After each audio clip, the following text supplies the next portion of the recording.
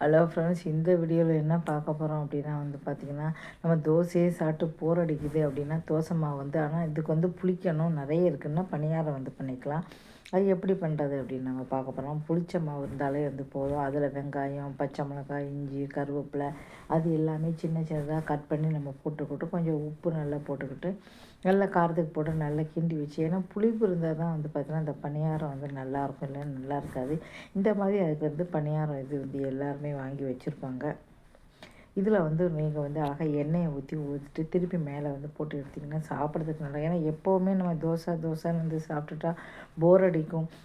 பார்த்தீங்கன்னா இதுக்குன்னு மாவு வைக்கணுமா கேட்டால் மாவே வைக்க வேண்டாம். நம்ம தோசை சாப்பிட்றதுக்கு பதில் இந்த மாவை அப்படியே வச்சுக்கிட்டு இந்த மாதிரி விட்டு சாப்பிடும்போது ரொம்ப டேஸ்ட்டாக இருக்கும். ஏன்னா ஆனால் முறுமுறுன்னு எடுக்கணும். சில பேர் அப்படியே எடுப்பாங்க, அப்படியே எடுக்கக்கூடாது. நல்லா எண்ணெயை ஊற்றி நல்லா முறுமுறுன்னு வச்சு அதை திருப்பியும் நல்லா எண்ணெயை ஊற்றினோன்னா நல்லா முறுமுறுன்னு சிகப்பாக வச்சிங்கன்னா சூடாக சாப்பிட்லாம். இதுக்கு தொட்டுக்க பார்த்தோன்னா நீங்கள் தேங்காய் சட்னியோ இல்லை மிக்ஸ் சட்னியோ இல்லை தக்காளி சட்னியோ உங்களுக்கு என்ன பிடிச்சிருக்கோ சட்னி வச்சாலே போதும். சாம்பார் வைக்கணும் அவசியம் கிடையாது.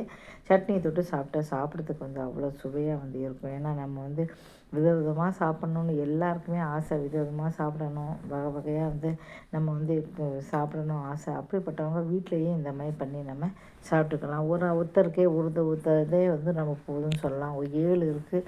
இந்த மாதிரி வீட்டிலையே நம்ம ஈஸியாக பண்ணி சாப்பிட்டுக்கலாம். எல்லாத்தையும் போய் கடையில் வாங்கணும் அப்படிங்கிற அவசியம் கிடையாது.